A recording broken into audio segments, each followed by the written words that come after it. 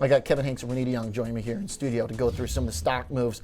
Let's just make it all about tech basically today, because I feel like it kind of tells the story of the ups and downs. We started this morning with futures lower, Kevin, and it kind of seemed like there was a ripple effect from the story about Samsung warning on profits. That was like the top story on a lot of the market news sites I was reading, and then that's global. Yeah, and global, right? But then NVIDIA turned positive, right? And then all the stories had to flip around. So right now we're kind of like in the balance, it feels like. You knew that NVIDIA's price action yesterday wasn't going to be a one-off. Right. Right? That's what gave you a little bit of hope for today. Now the macro went against you. Yields went higher, dollar went higher, crude went higher. That was all working against the market. Boeing, another day, it's going to close below, unless it rallies here, it's going to close below the 50-day moving average. That's problematic for Boeing in the short term. But NVIDIA, AMD, they're still having their second good day in a row. And the Magnificent Seven, though a little more mixed today, it's not just all green. And the Magnificent Seven still having a strong, powerful day from the one leader of the Magnificent Seven. If it's a Magnificent One, you know who you're going to pick. It's going to be NVIDIA. I like that. It's kind of become that a little bit with Apple off the highs. The other fun story is that there's a big deal. And I think that kind of helped sentiment as well, Renita, with the Juniper Networks report that HPE is going to take them over. That stock went ballistic, and you saw a lot of the cloud companies rally with it. Absolutely. A lot of the cloud companies rally. Reportedly, right, HPE wants to get in on the AI trade right Journal, now. right? That was Wall Street Journal? Exactly. The Wall Street Journal first reported it. Of course, everyone else came out after that. But this acquisition is expected to be about worth $13 billion.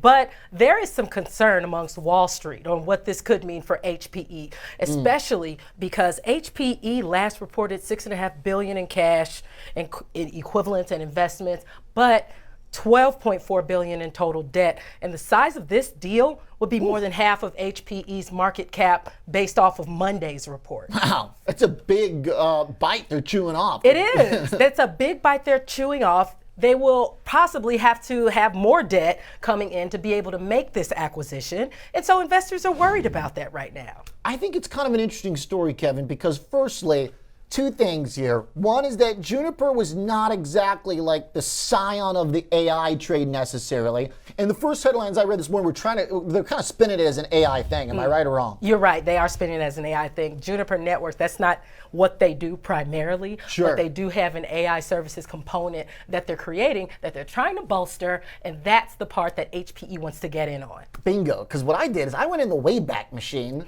on the internet, and I went to Juniper's website from 18 months ago. Okay. No AI anywhere on the website. Okay. Now, do they have a product right now? It's plastered all over their site? Sure. Are there a lot of companies that have spun what they were doing already, machine learning, et cetera? I'm not saying it's not a great company. I'm not saying it won't work for HPE. But my point, Kevin, is that I feel like the market tanking HPE on this is maybe a little sign that companies might be getting overextended, and investors perhaps too, in their exuberance at this moment. What do you think? Number one, 18 months ago, how many companies did have AI on their a few website? Fair. Right. So don't kill them for just getting in line with everyone else. But fair enough.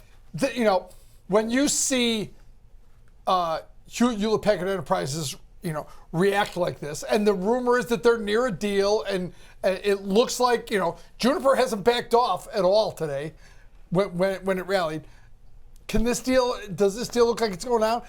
The street doesn't seem to like it from a Hewlett Packard Enterprises perspective, because well, the math, I don't know, adds up. But that's where I feel like it's almost like an allegory for investors too, in a way. Like, do people have the discretionary cash flow to be piling into some of these high valuation stocks? That's where we know NVIDIA is the exception. It's not, right? Because the valuations come down. Yeah. But there's a lot of stuff in the wake of this that went ballistic the last 2 months.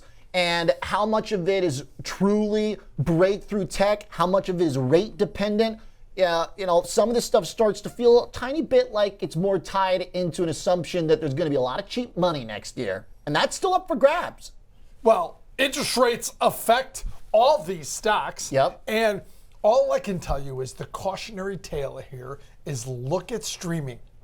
from a couple years ago, and how crazy everyone for streaming. Remember, and the deals that they made for content. Yeah, and a lot of math getting that up. Yep. I'd like to have some of those back. Yeah. Right? So this race to accumulate AI products and AI players, these never have good endings, Oliver. Never. Sure. And what you saw in crypto went into streaming. Now it's AI's turn, and they'll be winners. Yeah. Right? And I think it's got more grounding in real meaningful They'll be stuff. winners, Absolutely. and the pie can be For sure. anywhere from small to medium to really big, but there'll be winners and losers in this. Yeah. Okay. All right. It's a pretty fun story. It gives us something to talk about here in a market that's otherwise has been pretty jubilant about everything connected to the subject. But HPE maybe overextended. Thanks, Renita, for the deets. Kevin Hanks for the thoughts.